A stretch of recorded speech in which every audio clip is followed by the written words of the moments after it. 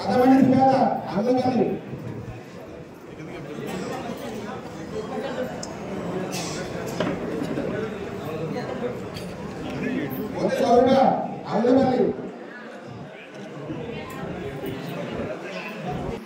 శివాలయం కింద ఎకరం ఉంటే ఆ గుడికి అమెరికాలో మన దగ్గర ఉంటే మన దగ్గర సాగు చేయడానికి అందరికీ కూడా 21,000 కోట్లు దుర్వినియోగం అయిపోయినాయి.